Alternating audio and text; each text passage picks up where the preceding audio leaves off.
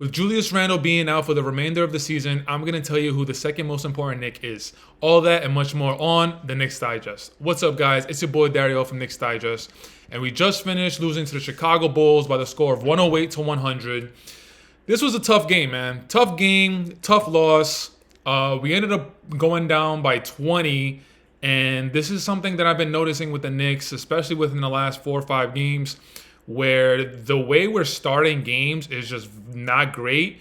We're putting ourselves behind the 8 ball, which is making us struggle and having to exert so much more energy throughout the game just to bring it back to a tied game. Besides Jaylen Brunson, Josh Hart might be the most important player that we have on the Knicks roster. First and foremost, that flagrant 2 foul was an absolute joke. And I understand that the refs, they took into account the body control and how it was like an unnecessary flail, the way he was just flailing his legs and it hit, was it Javonte Green in the head?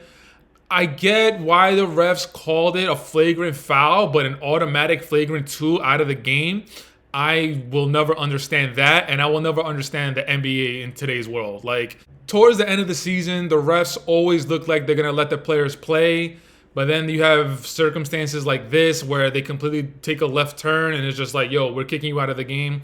Like, I don't know what's going on with that, but evidently it hurt the Knicks a lot because one of the biggest disadvantages that we had was rebounding. And I did a little digging, and Julius Randle, I believe he hurt his shoulder January 27th. So I wanted to take a look at Josh Hart's stats since January 27th. And I want to take a look at points, rebounds, assists, the whole 9. So in the month of February, Josh Hart was averaging 12 points, 10.5 rebounds, and 5.7 assists. The 10.5 rebounds stood out to me so much because obviously in this game, once Josh Hart got booted out of the game, the Chicago Bulls, they took advantage of that and they started attacking the glass. Now, Josh Hart, he's not necessarily just going one-on-one, going up against the opposing team's big man and winning the rebounding battle.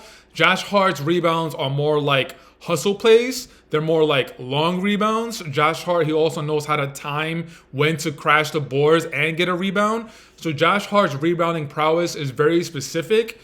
But once he got booted out of the game, man, like those 10.5 rebounds we really could have used, and he was sorely missed. And something else that Josh Hart brings to the game that we were sorely lacking, that was a glaring hole, was energy. Basically the last couple weeks, Josh Hart has been going on a triple-double craze where he's putting the ball in the bucket, he's getting rebounds, he's setting up plays for others, and he's just all over the place. You feel his presence all the time. You just see Josh Hart, and you see him always being a part of the play. If it's a defensive stop, if it's putting the ball in the bucket, if it's a deflection, if it's a steal, if it's good communication, whatever you want to talk about, whatever you want to bring up, within the last few weeks, Josh Hart has been in the middle of it. And since Josh Hart got booted out of the game, we lost a lot, and the Chicago Bulls were able to take advantage of it. And this is a perfect example of what I keep saying about Jaylen Brunson. Now that Randle is out for the remainder of the season, more of the offensive responsibility is going to be on Jaylen Brunson's shoulders. And I'm a little worried about that because, one, the amount of minutes that he is playing, Coach Tibbs is notoriously known for just riding his players, especially towards the end of the season. And I get it. On one hand, he wants the players to be in tip-top shape, and he wants the players to feel like they're going into the playoffs with a groove. But on the other hand, if you guys make deep playoff runs, those 40, 42 minutes, 45 minutes that you're playing towards the end of the regular season, they're going to catch up to you if you're making deeper playoff runs. Tonight, Jaylen Brunson played 42 minutes. He had 35 points. He was 13 of 28 from the field, 1 of 5 from three-point land. That could definitely be better. Converting 8 of his 10 free throws, grabbing 6 rebounds and 11 assists. Of course, Jaylen Brunson, the Superman cape was on. But with Josh Hart being out of the game, with Randle being out of the game, and of course, I should have mentioned at the top of the video, I'm sorry, but OG Anunoby's first game back, within the last 2 months, OG Anunoby has only played 3 games. So obviously, he's not going to come back ready to play, ready to be the old OG Anunoby, and it's going to take OG time getting back acclimated to the offense, to the conditioning, to the stamina, to the touches. So where does that leave Jaylen Brunson? That kind of leaves Jaylen Brunson, for tonight, leaves Jaylen Brunson on an island. Dante DiVincenzo didn't really have a great game, 10 points, 2 of 7 from three-point land, when this year he really has made a name for himself of being like a three-point king. He ended the game with 4 rebounds, 3 assists, 4 of 12 from the field, and 2 of 7 from three-point, like I said. So Dante DiVincenzo didn't really show up tonight. So again, OG Anunoby's first game back. Dante DiVincenzo didn't show up. Josh Hart got booted. Julius Randle is out for the remainder of the season.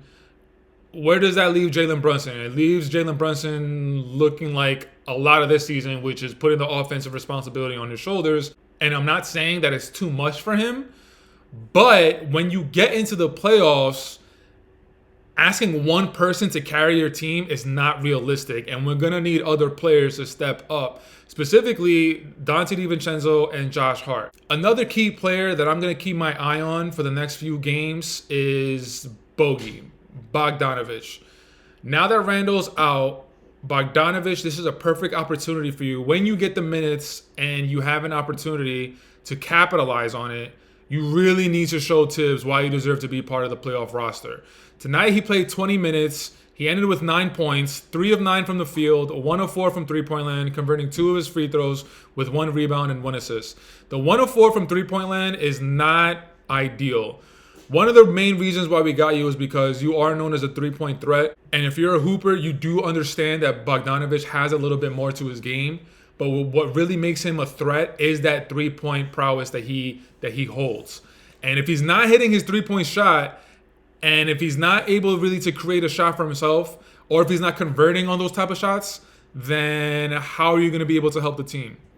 Alec Burks tonight didn't even play. He caught a DNP. Mitchell Robinson is slowly but surely getting his legs back underneath him. Tonight ended the game with 5 points, 5 rebounds, and 1 assist. But the biggest highlight from Mitchell Robinson tonight was that alley-oop and one that he caught. I believe Jaylen Brunson threw it to him. That was just a great sign for us Knicks fans. Just seeing Mitchell Robinson, like I said, getting his legs back up underneath him. We just got to see Mitchell Robinson getting back into gameplay. And when I say by that, I mean your leg has got to look a little bit more spry. It just can't look like Mitchell Robinson is sucking wind every time he goes up and down the court. And of course, we always got to bring up Deuce. 19 points, 6 of 11 from the field, 4 of 7 from three-point. He played 38 minutes, grabbing 7 rebounds and 2 assists. Deuce is another guy, just like Jaylen Brunson, who Coach Tibbs is completely riding. For the last week and a half, 2 weeks, Deuce has been playing probably an average of like 38, 40 minutes. We're desperately going to need Deuce in the playoffs to come up big. All right, so what does the remaining schedule look like for the Knicks? So Sunday, they're actually going to be at Milwaukee, and Milwaukee as of late has been completely unraveling. They actually lost tonight at home against the Raptors. So they lost within the last, 3 or 4 days? They lost to the Washington Wizards at home. They lost to the Memphis Grizzlies at home. And they just lost to the Toronto Raptors, who I believe were on a 15-game losing streak. Yo, Milwaukee, I have no idea what's going on. Doc Rivers is just putting a huge blemish on his Hall of Fame career, even though a coaching Hall of Fame career with him is a little bit questionable, if you ask me. But we got Milwaukee on Sunday. Then after that, we're actually going back to Chicago. And then after that, we're going to be going to Boston. After the Boston game, we're going to be back home against the Brooklyn Nets. And for the last game of the season, we're going to be playing the Chicago Bulls again. So including tonight, the next 6 games, 3 of them are actually going to be against the Chicago Bulls. So obviously we lost tonight. At Milwaukee on Sunday, I really wouldn't think it's a surprise if we catch a W. Obviously, Giannis, Dame, 2 top 75 players of all time. But it still seems like they don't know how to play with each other. Dame is having good games only when Giannis is not playing. Giannis is having great games all the time because basically it's his team. But Damian Lillard and him, they haven't gelled. They haven't built that chemistry. And I'm really interested to see how it's going to look like in the playoffs. So after Milwaukee, which I think I wouldn't be surprised for a W. Then we're going to be going back to Chicago, which I think we should get a W there. We need to get our lick back. And then we're going to be going to Boston, which is probably going to be an L with just too many things that we're in our way in order to compete with the Boston Celtics. That's probably going to be an L. After that, then we're going to have the Brooklyn Nets, which should be a W, and then we're going to be ending the season at home against the Chicago Bulls.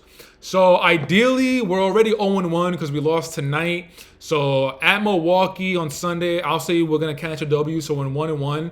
At Chicago, I think we're going to get a W because we need to make a revenge for tonight. So we're going to be 2-1. And then at Boston, I think it's going to be an L, so we're going to be 2-2. Against Brooklyn, we're going to get that W, so we're going to be 3-2. And then versus Chicago, I think we're also going to win that one as well. So we're going to be 4-2. Ideally, I think we'll end. Yeah, I think we'll end the next 6 games 4-2. I wouldn't be surprised if maybe we ended 3-2. Anywhere, if it's 500 or 3-2 or 4-2, I'll be ecstatic. I just want to be able to get to the finish line, make sure that we have the players available to us for the playoffs, because that first round against the Orlando Magic, man, like I keep saying, is going to be a dogfight. Orlando's in a perfect position because they don't have a lot of expectations on them. If they lose in the first round, they're going to get 2 hand clasps because they're a young team. They made the playoffs. Now they gained this experience. If they get past the first round, nobody expected this. So now everybody's going to be surprised when we already have one of our main players down and OG Anunoby is still a question mark. Mitchell Robinson is still working his way back. We're just dealing with a lot of question marks right now going into the playoffs, but we'll see what happens. But that's it for today's video, guys. I want to say thank you so much for checking it out. Make sure to leave it in the comments. Let me know what you guys think about the Knicks' effort tonight. Also, let me know what you guys think about my Josh Hart take. Besides Jaylen Brunson, is Josh Hart the second most important player on the Knicks roster?